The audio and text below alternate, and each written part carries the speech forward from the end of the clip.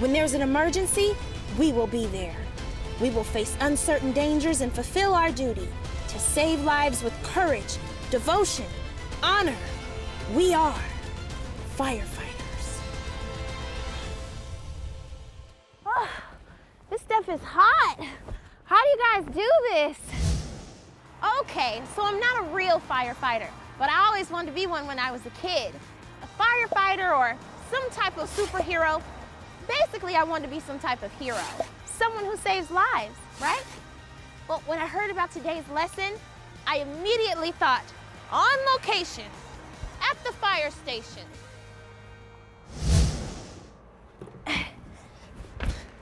This is the perfect place because in today's lesson, we'll explore the book of 1 John and learn that God is the giver of life and that those who know Jesus have eternal life. In Fire Station 9, we'll find people who know the importance of life and have the equipment and the skills to save lives. These firefighters risk their lives for people like you and me every day. I'm hoping they might even show us some of those skills and the equipment they use. Like this helmet right here. So come on, we're about to learn right here at Fire Station 9. Ooh, wow, that's heavy. I'm Tara Strong, and this is Explore the Bible on Location.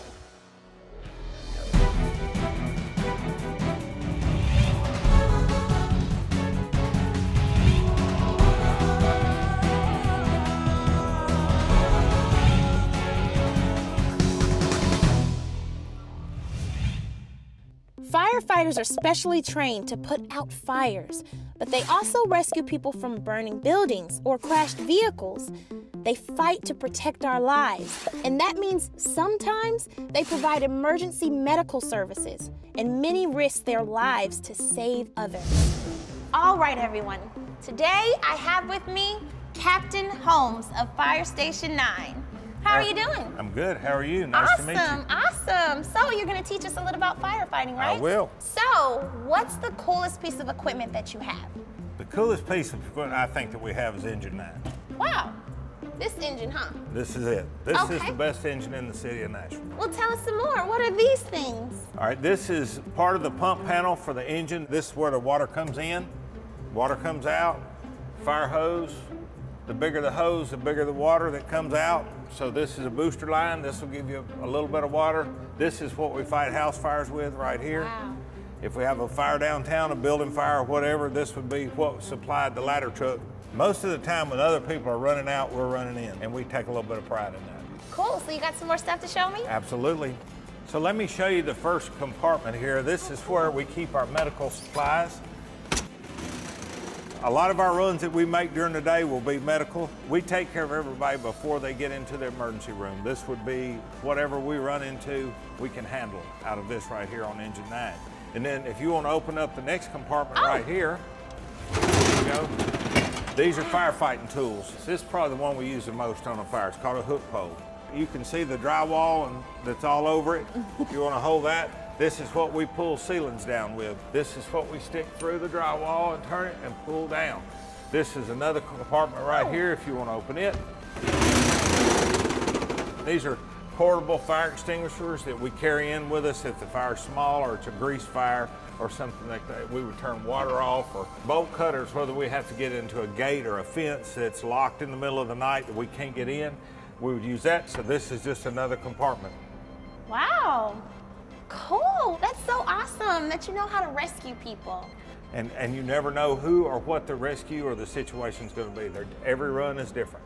Well, thank you so much for showing us how to save lives today. You're welcome. Glad to do it. Now, you might be asking, what does all of this have to do with the book of 1 John? Well, John tells us in 1 John that Jesus gives life. And he doesn't need 911 or firefighters or doctors or even medicine to do it. Jesus is life. John told the story in his gospel of when Jesus raised a man that had been dead for days. Yeah, days. Two women, Mary and Martha, were friends of Jesus. They had a brother, Lazarus. Lazarus died, and Jesus and the disciples went to see his family. When they arrived, Martha talked to Jesus. Lazarus had been dead for 4 days. But Jesus asked Martha if she believed that Jesus was the resurrection and the life. Then Jesus told Lazarus to come out of the tomb, and he did, alive.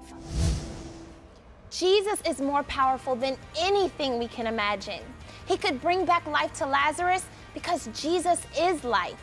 Years later, when John was writing the book of 1 John, I'm sure he remembered the miracles he experienced with Jesus, recalling that Jesus is the giver of life.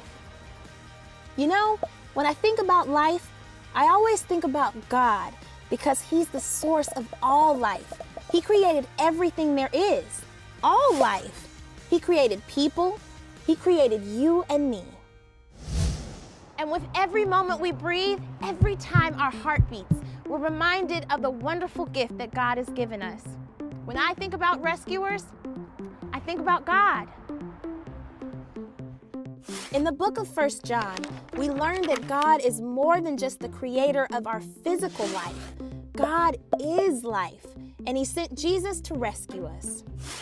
He sent Jesus to give us life, to rescue us from our sin. We can have life with God forever. That's what John was trying to tell his listeners in his letter. I'm so glad we discovered that today.